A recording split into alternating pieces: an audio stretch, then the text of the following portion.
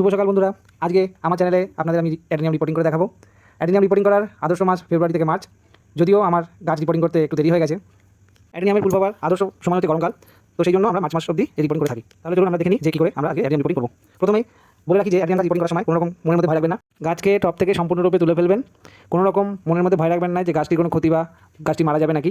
আমি ঠিক যেভাবে আপনাদের ভিডিওতে দেখাচ্ছি, দেখুন আমি সম্পূর্ণ গাছটি টপ থেকে তুলে ভালোভাবে গাছটির মাটি বা অনেকে হয়তো কোকোপিট বা বালিতেও করে থাকে, আমি কোকোপিট বা বালিতেই আর ভার্মি দিয়ে গাছ করে থাকি, সেটা আপনাদের একটু পরে দেখাবো। তো সেভাবেই আমি সম্পূর্ণ গাছটাকে ভালোভাবে রুট থেকে সমস্ত মাটি বার করে নিচ্ছি।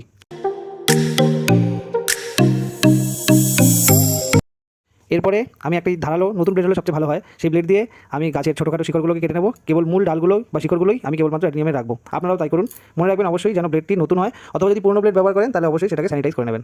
পরে বাড়িতে থাকা যে কোনো রকমের ফাঙ্গিসাইড জলের মধ্যে গুলে নেবেন, নিয়ে গাছটিকে অন্ততপক্ষে 10 থেকে 15 মিনিট সেটার মধ্যে চুবিয়ে রাখবেন। তাতে কোনো রকম ফাঙ্গাসের আক্রমণ যদি কাটার সময় হয়েও থাকে তাহলে সেটি থেকে গাছকে আমরা বাঁচাতে পারবো।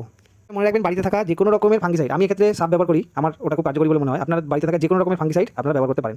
এরকমভাবে আমি আজকে যে কটি গাছ আমি রিপোর্টিং করবো, সব কটি গাছকে আস্তে আস্তে শিকড়গুলোকে ছোটো ভালো করে কেটে তারপরে 15 মিনিট ফাঙ্গিসাইডের মধ্যে জলে ভিজিয়ে রাখছি।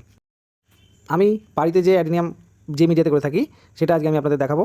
আমি এক্ষেত্রে ব্যবহার করব 1 ভাগ কোকোপিট, 1 ভাগ বালি এবং 1 ভাগ ভার্মিকম্পোস্ট।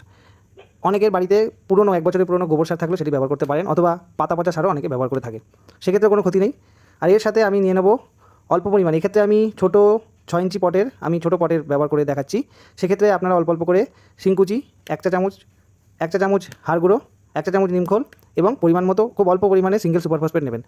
সবগুলোই কিন্তু পরিমাণ মতো দেবেন আপনাদের টব অনুযায়ী। আমি এক্ষেত্রে 3 টব মাটি প্রস্তুত করব, সেই হিসাবে দেখাচ্ছি।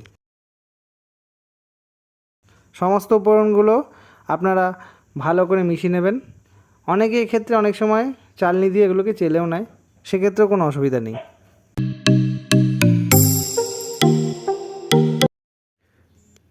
প্রয়োজন মতো মিডিয়া দিয়ে টবটিকে ভরে দিন এবং তারপরে সর্বশেষ কাজ, যে ফাঙ্গিসাইড জলের মধ্যে আমি গাছগুলোকে চুবিয়ে রেখেছিলাম সেই জলটিকেই আমরা ব্যবহার করব এক্ষেত্রে প্রথম জলের মিডিয়া হিসাবে। এরপরে টবটিকে এমন জায়গায় রাখুন যেখানে সকালের দিকে অন্তত 2-3 ঘন্টা হালকা রোদ পড়ে, কিন্তু বেলার দিকে খুব রোদ পড়ে না। এরকম অবস্থায় আপনি 5-6 দিন রেখে দিন। তারপরে গাছগুলোকে ফুল সানলাইটে রাখুন এবং 15 থেকে 30 দিনের মধ্যেই আপনি গাছের মধ্যে নতুন পাতা দেখতে পাবেন এবং কিছুদিনের মধ্যে আপনার গাছ ফুলে ভরে যাবে। আমি আপনাদের একটা আমার করা গাছের ছবি দেখালাম। এইভাবে আপনারাও আপনাদের অ্যাডেনিয়াম গাছের রিপোর্টিং করতে পারেন এবং তাতে আপনাদের গাছ ফুলে ভরে উঠবে। ভিডিওটি যদি ভালো লেগে থাকে তাহলে ভিডিওটি লাইক এবং শেয়ার করবেন, আমার চ্যানেলটিকে সাবস্ক্রাইব করে দেবেন। ধন্যবাদ।